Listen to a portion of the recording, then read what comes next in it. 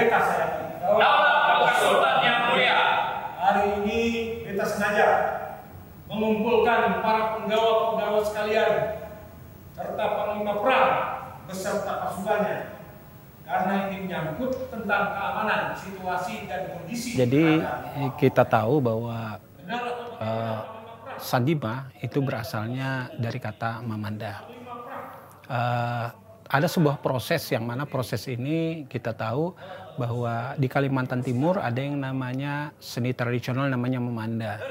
Kemudian Mamanda ini pada zaman dulu merupakan salah satu syiar Islam, alat untuk menyebarkan Islam di arah pesisir, masuklah ke Borneo. Nah di Borneo masuklah prosesnya lama sekali mengalami alkulturasi budaya.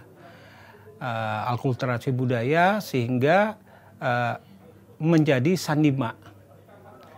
Nah, ini proses ini adalah ratusan tahun, ya, sehingga yang dulu namanya Mamanda menjadi Sandima. Nah, tentu kita melihat kenapa kok berbeda, kan itu pertanyaannya. Setelah diteliti oleh beberapa kawan bahwa Mamanda yang ada di Banjarmasin dengan Sandima yang ada di Samarinda itu memang beda. Satu, dari kostum sudah berbeda. Kalau kita lebih kecenderung kepada kutai kostumnya, ya. Nah, jadi di Sandima itu ada juga yang memakai laung, cuma untuk harapan 1 dan harapan 2. Nah kalau di Banjar itu menggunakan laung, dia kan kerajaannya dia pakai laung. Nah kemudian dari segi musik, kalau di Banjarmasin dia menggunakan musik musik panting, sementara kita musik tingkilan. Nah itu. Kemudian kalau di sana menggunakan ladun, kalau kita menggunakan tarsul. Nah jadi itu sesuatu yang berbeda, sehingga kita tidak menyebutnya lagi ini Mamanda, tapi sudah mengalami alkulturasi budaya, sehingga karena Samarinda itu mempunyai masyarakat yang menjemuk, ada Kutai, Banjar. Nah, sehingga perpaduan inilah yang mempengaruhi daripada Sandima itu. Sebelum beta menyampaikan sesuatu yang bermanfaat bagi kesultanan ini, beta ingin berbantu dengan sultan. Oh, dipersilakan. Pohon buku ini jangan rendah. Yang petik ikat kita. Hari ini terasa indah. Ada tuan putri yang cantik cerita. Ambil bata di atas atap. Bata kita di atas tapan. Acara kita semakin mantap. Ada bagi sultan negara ke tanpa. Ini kan dari sultan yang mulia. Semoga ini menjadi kerajaan kita semua. Mari gaji ke mungkin. Alhamdulillah. Saya sendiri ya, walaupun saya ini keturunan Banjar, asli keturunan Banjar, tapi lahir di Samarinda. Saya mengenal Mamanda itu justru setelah saya beranjak dewasa, artinya usia kuliah. Selama ini sepengetahuan saya Mamanda itu adalah cerita yang gaya-gayanya itu mirip dengan ketoprak lah kalau di Jawa itu. Karena saya memang masa kecil saya itu di lingkungan Jawa di Lempake. Nah, saya bergabung dengan Sandima itu awal mulanya dari Mamanda. Karena hobi saya menulis, memenangkan beberapa kali kejuaraan menulis sampai ke tingkat nasional, saya kemudian diajak oleh Pak Elam Syahjamari untuk bergabung di kesenian Mamanda, waktu itu masih Mamanda. Nah, kami berlatih di salah satu SD di Jalan Dewi Sartika. Saya lupa nama SD-nya apa. Waktu itu masih ada tokoh-tokoh tua Mamanda seperti Pak Basri Abe, Muhammad Yusran dan lain sebagainya. Nah, awalnya main kemana-mana itu Mamanda memang dibawa. Termasuk kemudian di TPRI Kaltim. Ya. Awalnya saya menulis 3 naskah itu untuk TPRI Kaltim yang durasinya masing-masing 1 jam. Kalau tidak salah waktu itu yang memesan dinas kehakiman, Departemen Kehakiman ya. Nah, waktu itu Pak Elan memberikan kepercayaan kepada saya untuk membuat 3 naskah. Kemudian berlanjut ya karena mungkin dianggap bagus oleh TPRI, kemudian diadakan syuting-syuting lanjutan dan kami memang memakai nama Mamanda. Tapi di luaran itu selentingan mulai muncul. Ya ada beberapa tokoh ya tidak mencela sih tidak. Cuman mereka memberikan kritikan atau masukan bahwa yang kami lakukan ini bukan Mamanda loh itu. Mamanda itu tidak seperti itu. Ada beberapa pakem-pakem Mamanda yang dianggap sudah kami tinggalkan begitu. Nah kami tentu saja menerima masukan seperti ini sebagai generasi muda tentu tidak marah atau apa tidak. Tapi kami mencari solusi bagaimana di satu sisi kesenian ini tetap bisa berlangsung dengan baik. Namun di sisi lain pakem-pakem itu jangan sampai dirusak. Sekarang kita ngapain? Kita kenalan dulu. Oh. Johan Iskandar. Oh ya. Ulun Bisingaran. Oh ya. Bon. James Bond. Serius? Ya.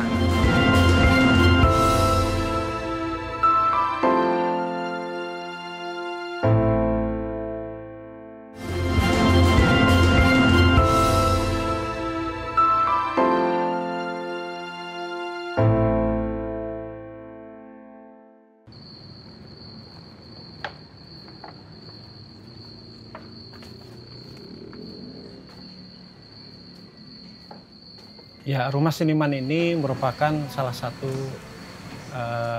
yang tidak langsung ada, tapi merupakan satu proses. Dulu daerah ini adalah hanya satu rumah yang sekarang di sebelah ini. Dan biasanya kawan-kawan dari teater kalau habis pentas ngumpulnya di sini. Apakah itu malam, tidurnya, dan sebagainya. Nah itu proses puluhan tahun. Nah kemudian saat ini, kenapa proses rumah seni ini ada beberapa alasan. Yang pertama adalah rumah ini adalah merupakan tempat seniman bertukar ilmu pengetahuan, tempat seniman saling membantu dalam proses produksi. Misalnya ada yang punya naskah tapi tidak ada pemain, teman yang lain bisa membantu. Karena di rumah seniman ini bergabung sekitar 14 kelompok seni. Baik itu tari, musik, film, dan sebagainya, sastra dan sebagainya, teater. Nah, sehingga mereka saling berbagi. Kemudian misalnya saya ingin menggarap sesuatu, cukup hanya segelas kopi mungkin sudah bisa memproduksi sebuah hasil karya. Misalnya selama ini kita kalah dalam baca puisi di tingkat nasional. Karena apa? Kadang-kadang kawan-kawan itu yang dikirim itu, apalagi zaman COVID kemarin kan online semua itu. Nah, jadi pengiriman walaupun teman-teman itu bagus membaca puisinya, tapi pengambilan gambarnya tidak bagus, itu menjatuhkan kualitas. Nah, dengan adanya rumah seniman ini, ada kawan-kawan yang kameramen, kemudian ada yang sastrawan mau baca puisi, tapi dengan hasil yang maksimal. Nah, bekerja samalah. Dan mereka tidak perlu bayaran yang mahal, hanya secukup segelas kopi. Sama halnya juga yang bidang-bidang yang lain. Nah, kemudian rumah seni ini adalah merupakan simbol daripada bahwa selama ini di tempat kita ini sulit sekali untuk mencari bergabungnya kawan-kawan seniman ini. Bahkan di daerah kita ini tidak ada yang namanya gedung kesenian. Nah, dengan adanya ini simbol bahwa kita mengharapkan bahwa pemerintah bisa memperhatikan hal ini. Karena dengan adanya tempat berkesenian, artinya kawan-kawan bisa menyalurkan hasil-hasil karya mereka. Jadi kayak apa tadi pukulannya, Pak? Nah, itu pas pukulan ketiga tank dari mana promosi masuk. Nah, gitu. Sesuai skenario kan? Ya, sesuai. Memanda jenaka itu memiliki dua pengertian ya. Kalau pengertian bahasa Kalimantan, bahasa Kutai, jenaka itu kan bohong. Artinya bohong-bohongan, itu bukan memanda asli. Sehingga kalau kami tidak mengklaim ini memanda asli, ini memanda bohong-bohongan. Memanda sekadar hiburan. Nah, yang kedua arti jenaka itu kan lucu ya, kocak begitu. Nah, pada musim-musim itu ya rame memang musimnya drama-drama yang kocak. Lenong bocah ya kan, Ketropak humor. Maka kemudian kita bikin Mamanda Jenaka. Itu sempat beberapa episode. Kemudian timbul lagi ide, kami berunding dengan Pak Elansa dan teman-teman, ada ide untuk mengembalikan kepada apa yang sudah dirintis oleh orang-orang tua kami dulu di tahun 60-an, 70-an. Yang ketika itu juga menyiasati bagaimana Mamanda tetap bisa tampil dengan mengikuti perkembangan zaman. Maka dibuatlah Sandima atau Sandiwara Mamanda. Mungkin waktu itu namanya belum Sandima. Nah, kami pun kembali ke pakem Sandiwara Mamanda. Kalau ditakuni masalah kayak masalah keamanan atau apa, ini kan tanggung jawab Panglima Perang. Jadi selama sama Paduka Sultan tinggalkan, keadaan di kerajaan ini ada sedikit gangguan Paduka. Nah, jadi cara Pak Elansa untuk regenerasi, beliau itu selalu membawa remaja-remaja yang rajin berkesenian.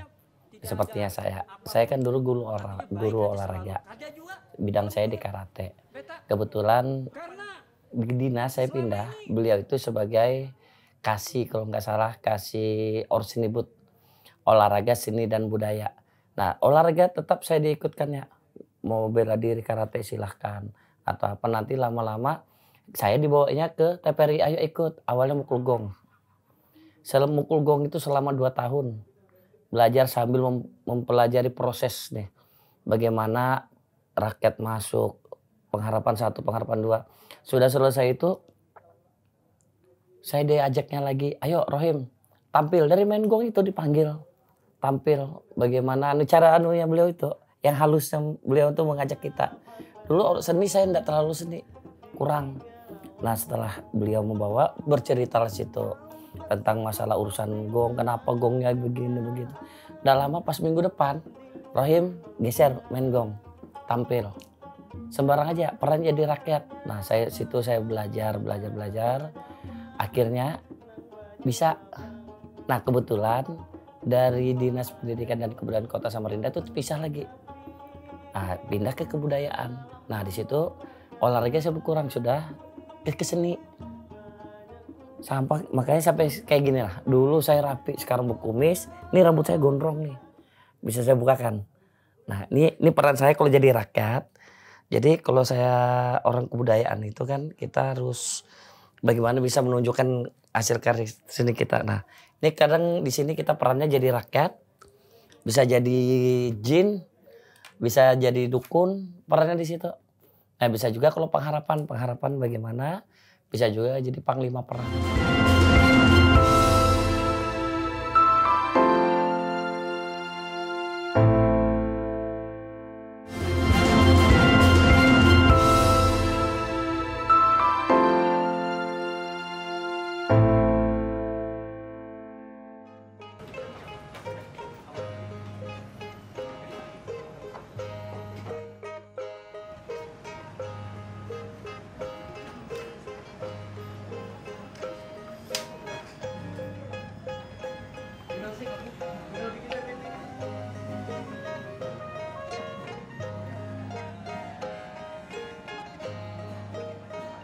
Jadi Sandima ini di tengah perkembangan teknologi sekarang ini saya rasa tidak kesulitan untuk mengikuti. Kenapa? Justru di saat orang lain masih dengan gaya tradisionalnya, dengan alat-alat yang tradisionalnya, kita kan sudah difasilitasi oleh TPRI untuk masuk ke dunia digital sebenarnya. Bahkan ketika awal-awal masih Mamanda itu belum Sandima. Nah, apalagi begitu kita sudah berubah pakem ke Sandima, bahkan kita berani mengklaim Sandima Penghormat ini adalah kesenian khas Samarinda, bukan lagi Banjarmasin, bukan lagi Malaka dan sebagainya. Maka dengan pakem yang baru ini kita berani mengklaim sebagai kesenian Samarinda.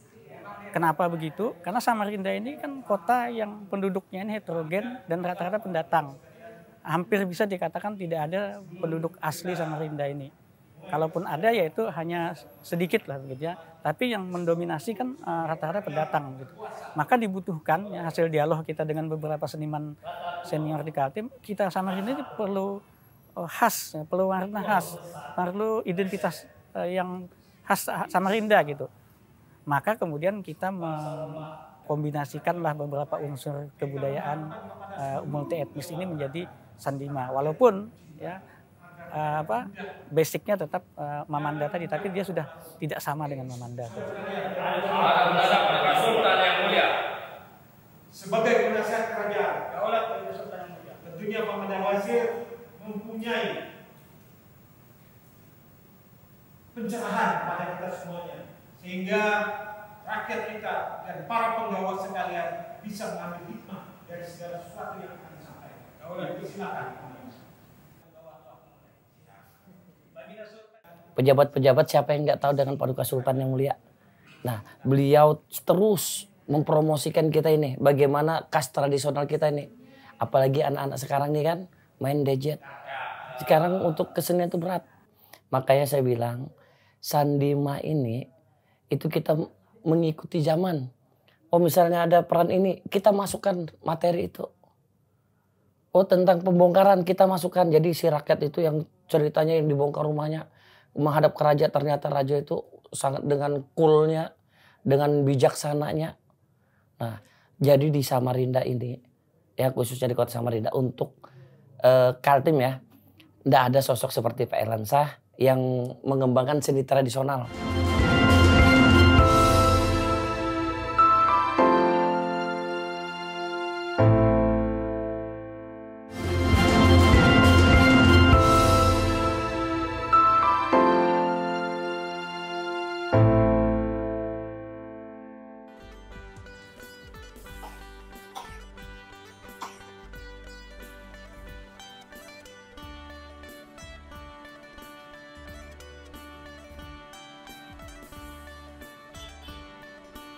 Pak Erlansa itu sangat luar biasa.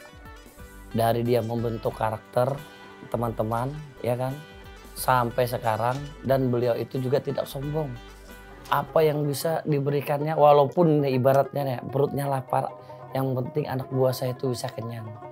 Beliau itu. Jadi itu sosok seorang yang pemimpin banget lah, yang bisa mengayomin kita di bawah ini dan mengembangkan. Makanya saya ada pernah dengar pepatah, kalau kita ingin besar, kita harus bisa membesarkan orang lain. Contohnya saya, alhamdulillah dari tidak tahu apa-apa, tidak kenal siapa-siapa, beliau yang membesarkan, maafkan saya terus. Makanya dari sekarang dan seterusnya, siapa yang nganu Pak Erlansa, saya akan up terus. Saya bilang, saya nggak mau sampai ada yang ini, saya yang ngelawanin. Maksud saya itu jangan begitu. Kita ini sama-sama pelaku seni. Ada juga waktu kita mau up ada yang menjatuhkan. Gue bilang nggak boleh gitu. Sedangkan orang lain aja naik, dinaikkan. Jadi jangan dijatuhkan kita di situ. Nah.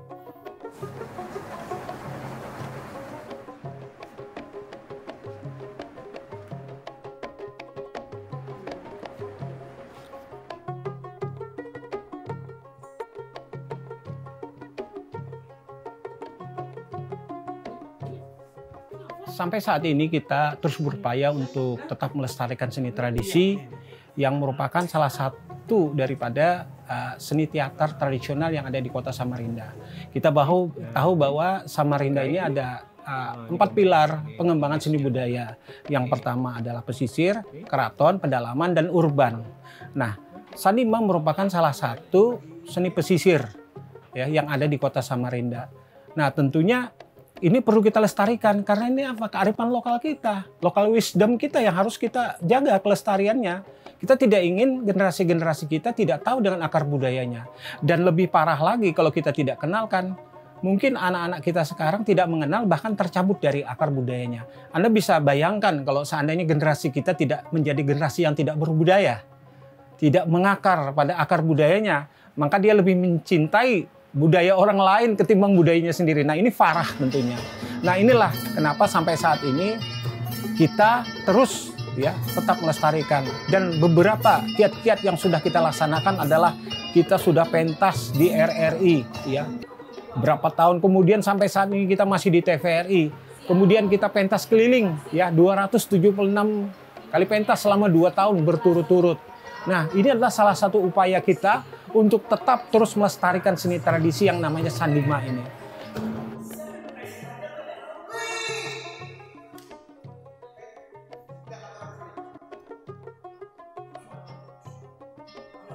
Jadi Pak Elan Isah itu, dia itu kemana-mana memakai baju raja. Dan selain itu juga beliau tuh sesama masyarakat sama kita-kita ini yang kecil-kecil ini, dia selalu dekat. Selagi bisa membantu dia bantunya.